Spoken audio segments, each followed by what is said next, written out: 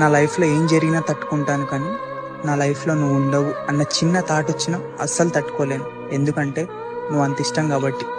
కోపం ఉన్న దగ్గర ప్రేమ ఉంటుంది, ప్రేమ ఉన్న దగ్గర అనుమానం ఉంటుంది. ఆ అనుమానాన్ని అర్థం చేసుకునే మనసుంటే ప్రేమలా కనిపిస్తుంది, అపార్థం చేసుకుంటే ప్రేమ కూడా నరకంలా అనిపిస్తుంది. ఒక అమ్మాయి ఒక అబ్బాయిని సిన్సియర్ గా లవ్ చేస్తే ఆ అమ్మాయి 100 మంది అబ్బాయిలతో మాట్లాడినాయి, కానీ తను ప్రేమిస్తున్న అబ్బాయి మీద ఇంత కూడా ఇంట్రెస్ట్ తగ్గదు. ఎందుకంటే ఆ అమ్మాయి దృష్టిలో పరాయివాడు పరాయివాడే, తనవాడు తనవాడే. నువ్వు ఆ అమ్మాయి చేయబట్టుకుంటే చిన్న స్మైల్ ఇస్తుంది, వేరే వాడు పట్టుకుంటే పళ్ళు రాలగొడుతుంది. అలాంటి అమ్మాయికి ఇలా ఉండి అలా ఉండని చెప్పక్కర్లే, ఎవరిని ఎక్కడ పెట్టాలో బాగా తెలుసు.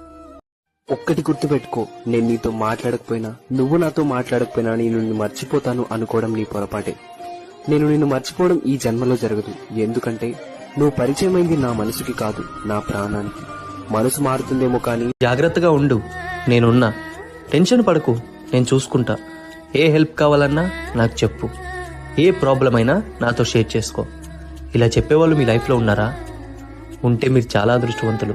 నువ్వు నేను ఎంత దూరంగా ఉన్నా ఇద్దరి ప్రపంచం మాత్రం ఒక్కటే, అది నీకు తెలుసు. చాలా మంది అంటారు ప్రేమించిన వారికి ఎంత దూరంగా ఉంటామో వారి మనసుకు అంత దగ్గరగా ఉంటాము అని. నిజానికి అది అబద్ధం.